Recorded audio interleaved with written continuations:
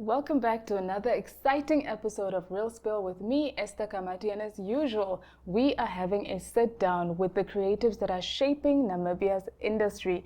Now, on today's episode, we have an all-rounder, if I can put it that way. She is a screenwriter, a director, an actress, and a product of MultiChoice Talent Factory. And if it's not enough, she still had the time to publish a book. Elizabeth, thank you so much for coming through. How are you doing? I am good. Thank you for having me. I appreciate it. It's such a big pleasure.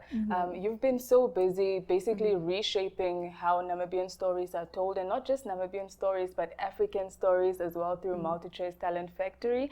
And one of your latest films is called Okuruwo, The Tale of the Holy Fire, which explores cultural ancestry and identity through one of Namibia's most sacred symbols. And we will get there because you have so many projects that you are working on. But before we get into where you are now in your career, tell us, right, when people introduce you, I mean, they talk about writer, actress, director. When the cameras are off, who is Elizabeth? Ooh, I love that question.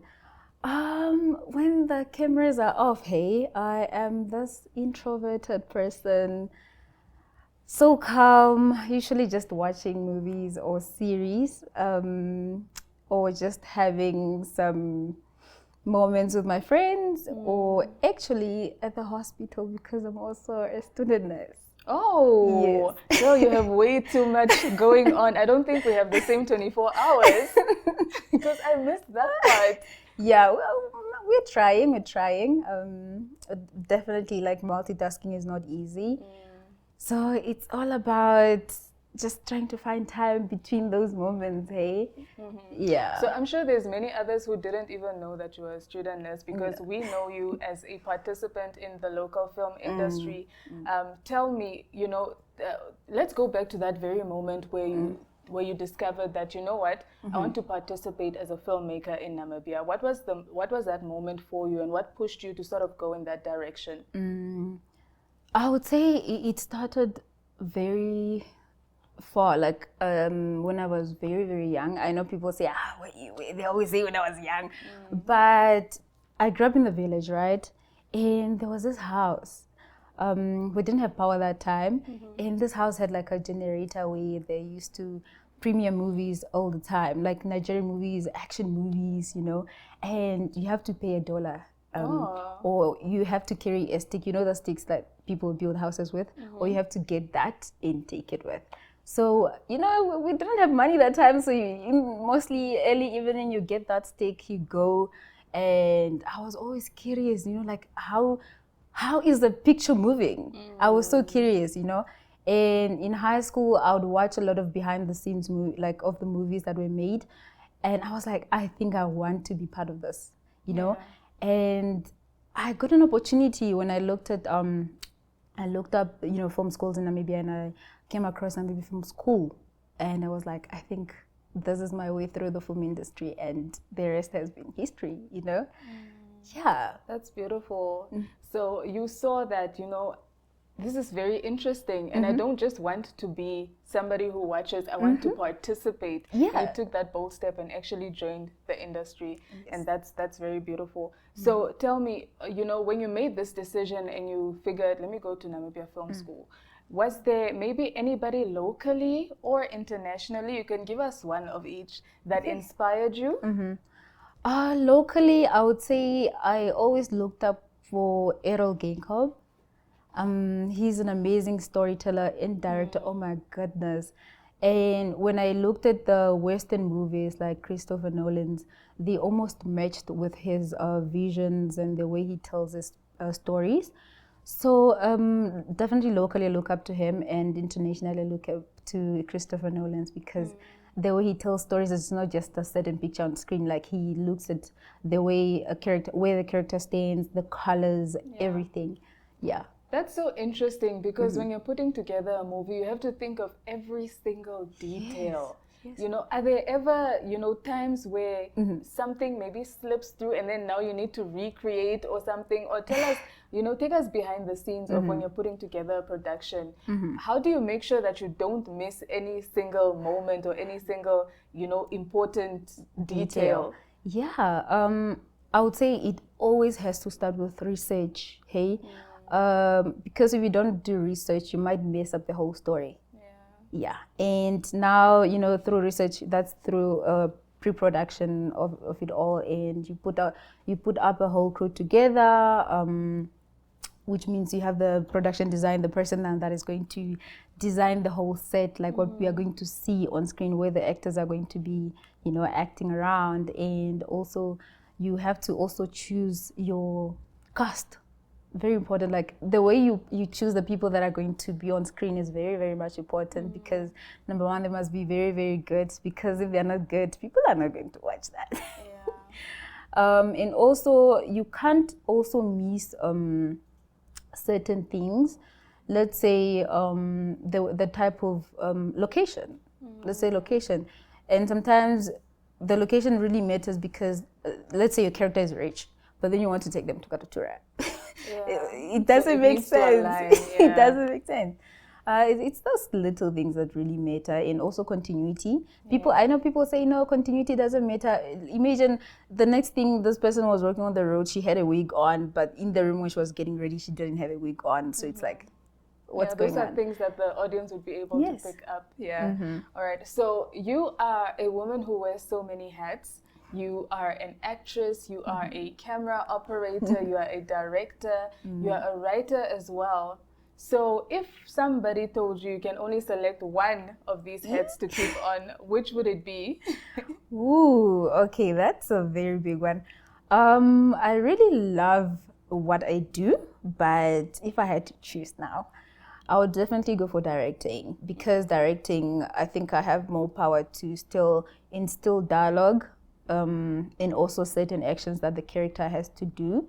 And because as a writer, you write that's your baby, but then you have to give up your baby to another department, which is directing. So I would say there's more power there.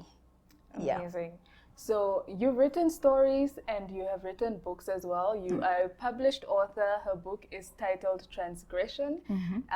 So tell me, what is the main difference between writing for screen and writing a book, and which do you prefer, or which did you enjoy more? You know, writing a book, hey, I think you have a lot of freedom, because writing a book, you can go up to thousands of pages, but a script, it's limited to either like 120 minutes or 90 minutes. And also a book, I can explore many locations. But in a script, I have to be limited, because all those locations are paid for. So you can't go further than that. And also the characters, you can't go further than, like, let's say 20. You can, but it does depend on the budget, you know. And also the action, when you're writing a script, like the way you describe what the character is doing, it has to be very limited.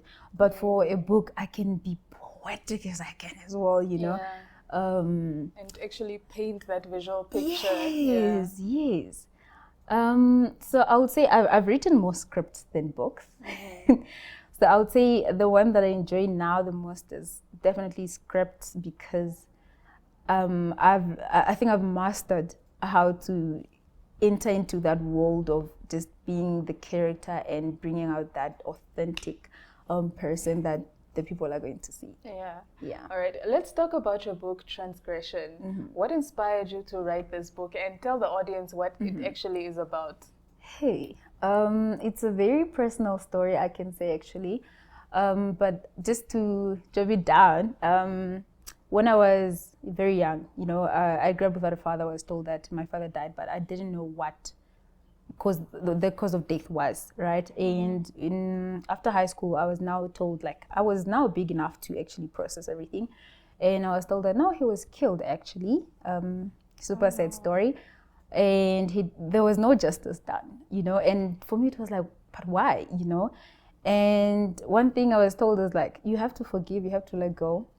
but I just didn't want to accept that. You know, I think I was still mourning. I think that was the beginning of me actually mourning my father. And I was like, okay, how do I heal? So I started writing a diary and all of that, but it turned out I was writing a book because I had those blank pages. I just kept on writing, and I somehow my internal thoughts just took over, and I was writing something that I was like, okay, if I had to create my own world, maybe I could find justice like this. So that's how I created those characters, and it became a book. Wow. Yeah. So this is basically stories from your diary that you decided to develop further and share with the world. Yes. How does, because this comes from a space of vulnerability, so how does it feel for you to know that people are reading these intimate thoughts that once lived between you and your diary? Yeah. You know, one thing, I also had to let go of like my reality and also put in a little bit of fiction so that people could enjoy it, because if it's just so emotional, people are just crying, you know, it's not fun at all. So I had to put in that, and also I decided to put in a message, you know, that people can learn from, especially because my character, I don't want to spoil for people, I'm telling you. But, you know, she decided to take revenge, right? And it didn't end well for her. You know, it's to say that revenge is not the right answer at all, you know? And doing that, you're just losing yourself throughout the process, and you might also lose people that actually love you. So yeah. Okay, we will leave it there because we don't want to spoil it for you. Please. But the key message or the key takeaway is that vengeance do not pay. They do not. So how can people get a hold of your book? Currently, you can go to Book Den. You can find it there, and also Uncle Spike's books. So currently I'm working on putting it also on Amazon so that people can, you know, be able to order internationally and also make it an online book as well, so that people can access it anytime they want. Yes, we are definitely rooting for you, and we're ready to buy that book on Amazon wherever we are in the world. So talk to us about, you know, you're a storyteller. So when you're telling a story, how do you go about it? Does it start with the character? Does it start with the main message you want to push? What's your process like, and how do you go from, you know, into developing the story? It's quite simple, hey? You know, I read a lot of articles and newspapers. I watch the news. People will say, no, only old people watch that, but no, it's not true. Through the real life events, that's where I really find that quote to say I'm inspired by this. So every time, let's say I watch news and it's something just tiny, and I'm like, that could make a good story, and it stays in my mind, let's say for a week. So my brain automatically just comes up with this moment. So sometimes you can even start with just imagine a girl that got kidnapped or whatsoever, right? So it builds from there. And when writing a script, it has to start now, because I use beat sheets. So it starts with, let's say, okay, I have a log line. Now I know the story is about what. So now what's the outline? What's the beginning? What's the middle? What's the end? So, and then we go from there. Amazing. Do you ever write stories that, you know, kind of scare you? I would say all of them, hey, because I tell stories that people actually experienced, like things, real life events. So you are scared to mess everything up if you don't do a lot of research. Even though, let's say, you're inspired by this person's life, you still have to go further and do research, because if you don't, people might actually say no. You're trying to represent a certain community, but then people are going to say no, that's not who you are. So it's always that fear to say, have I done enough? You know? Beautiful. All right, we are in conversation with Elisabeth, and we've been talking about, you know, picking her brain on how she goes about putting together her storytelling, her recent book, and all that. So after the break, we'll be talking about more recent projects and what you can expect from her. Don't go anywhere.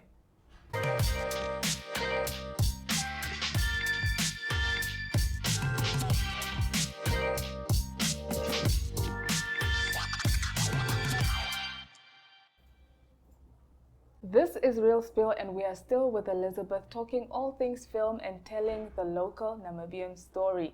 And before we got into, before we got into her most recent project, we were talking about how she discovered her love for film, her most, her first book that she published in 2022, was it? Yes. And now we are getting into more recent projects, right? And one of which is a film titled Okuruwo, okay, which recently, literally just, they just premiered in Opuo.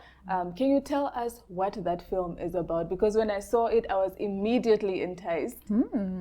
Yeah, Okuruwo is a cultural story about a young Himba man that grew up in the city, and his life changes when he's told that his father died, right? So now he must travel back to the village to attend the funeral, but then he misses it.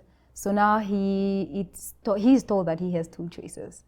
The ancestors, or rather the leaders, chose that he must take care of the holy fire, and the holy fire must not go off at all. So imagine you have a life in Windhoek that you have created, you have a career, you have friends, and now you're being told that you must stay at home to take care of this fire forever.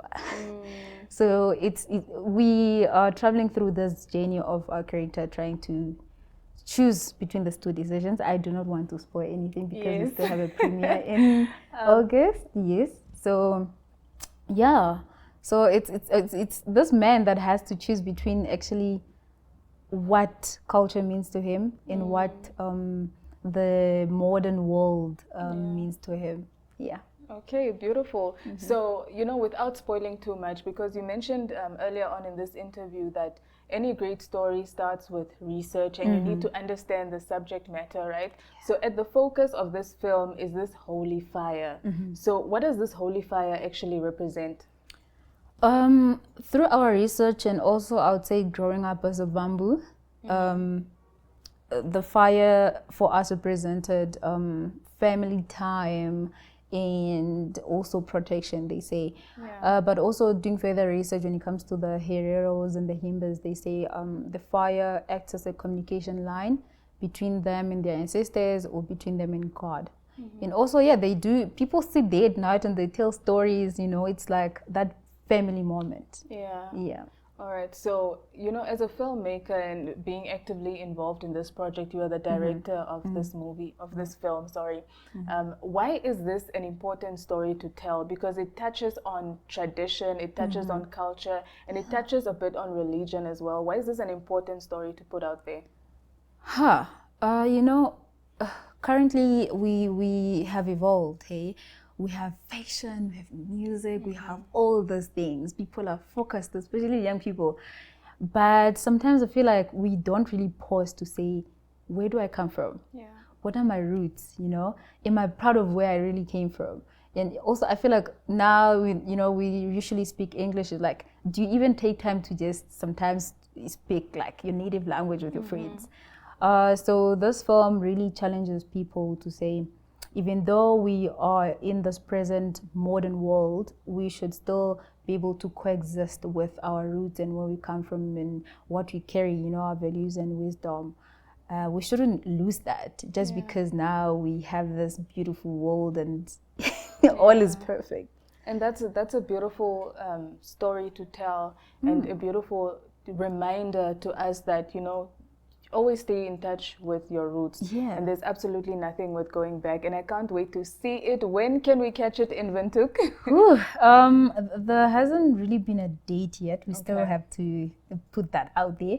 But in the coming few months, probably August, but I can't really, probably August. Okay, but somewhere in August. Somewhere in August or September, because we're currently putting everything together because we want really this to be big and huge. Because one of the challenges, it's like getting people to come and watch, especially local people. So, All right. You know what? As media, we are rooting for you. We're in your corner, and we'll get you watching at home to come to the premiere and watch this brilliant film that the team has put together. But like I mentioned earlier, it's, it has, cultural themes. And we are in this world where everybody is so modern, and then we're trying to convince them to watch or to connect with this cultural element as well. And there's also, you know, an element of authenticity that you add. So in trying to get people at home to relate to this very cultural story and adding in a bit of flavor to make it more sort of palatable for them, how do you stay in tune with the main message and not dilute the cultural essence of the story? That is a very nice question. You know, as a storyteller, when you do research, you have to make sure that you find out the important pointers of that certain culture, especially what we did. So you have to know what borders can I cross and what can I not cross at all, you know? And one of them for us was the most important thing was the qualifier, that it cannot go out. And I remember there was a time where in our story it had to go out, right? Uh-oh. And they were like, you can't do that. So we were like, oh, okay. So how do we play with that? And because we have now production design in play, so we had to play with that somehow to cheat. Because you can't really, because you want to represent this culture, and then now what they see on screen is like, oh no. And also just the outfits that the cast had to wear, we couldn't cheat to say, nah, you know, they have to wear this. No, we had to stick to that. And then when it came to now the fiction side, it was very easy to add in that, knowing that, okay, this I can't cross, this I can't cross, but here I can play in a little bit. Yeah. And it's brilliant to see, you know, the connection, because you understand this is important to the culture we're trying to represent, but this is also important for me to tell this story authentically. And I can't wait to watch the film once it comes out. Please. So let's move on over to 2024. Something exciting happened, and you were among only 20 Southern Africans to be part of the MultiChoice Talent Factory. When you received this news, you know, how did you feel? What was going through your mind? You know, that was the time I completed the first film school that I went to, and girl, I think when I was just told that, hey, you have to travel, I think that was the first moment to say, wow, okay, now I think this is going to be huge for me. Had you ever left the country prior to this selection? Not at all. So that way it was amazing. Being on the plane for the first time, that was already the first moment for me. But also learning that I was going to meet a lot of people from different countries, I was so excited. Yeah. So throughout this journey, I mean, like you said, you met so many people, you've learned so much, you've been to different areas where you've, you know, never set foot on before. But what is, you know, maybe something that you've learned that stays with you until today throughout this entire journey? Definitely, I'll say MTF really changed the way I look at film. That collaboration is number one big thing. You need to, because working on this industry, you need a team. You can't make a film on your own. And also, I didn't look at film, because I was just passionate, I didn't look at film to say, I can actually make money from this. So I've learned that, hey, you can make money, you can put in your money and you can make more money from film. And also, like, how do you market a film? How do you distribute it? And also, how do you really tell a good story? Because sometimes, especially as a writer, because I went there as a writer, you are so stingy to say no. I don't. Even when people want to come in and give you pointers or notes, you're like, no, you know, you're selfish. But I learned to let go and actually be open to ideas, because that's how you actually get to tell a good story. Because as one person, you can't make something good. Yeah. And that must be a tough one, because now I've put it in my mind that this is my story, I need to make it brilliant. And now you come and say, no, this part, we need to change it. And I don't want to let go of that control, but you have to, because at the end of the day, you are working as a team. Yes. That's brilliant. So during your time at MultiChoice Talent Factory, or your cohort rather, you produced some films, and 2 of these were nominated for the AMVCA Awards. Talk to us about that experience. Actually, I directed one feature film and co-wrote two feature films. That I feel like that was my first film to be nominated. So I was like, wow, I felt like my work was actually now being seen and rewarded, even though we didn't win. It was a big win for us, because now even you get to put that in your portfolio and say, hey, I was nominated for this, and people from out there actually saw this. And also the fact that your very first nomination was international is a big flex. So well done to you. So during the time of the nomination, you posted on your social media, and these were your words. You said, this nomination is for the future of African storytelling. What does the future of African storytelling look like to you? Definitely looking forward to say we are going to have a bigger platform for African movies, and our voices are going to be heard. And definitely, I would say people now from outside are going to recognize that we are here to tell good stories, and they are able to actually throw in their money into our visions. And in the words of Miss Namibia 2025, be a stubborn dreamer. Thank you so much, Elizabeth, for sharing, your time and for sharing your knowledge with us and taking us through your experiences. Thank you for having me. It was a pleasure. It's a big pleasure. And thank you at home for watching and keeping up with us. Please support local films. Eros Academy trailer is out. Search it on YouTube and watch. And we will be having so many premieres. Keep up with Elizabeth and other filmmakers. And we here at Real Spiel are definitely supporters of Namibian film. So we'll catch you again on the next one. Same time, same place.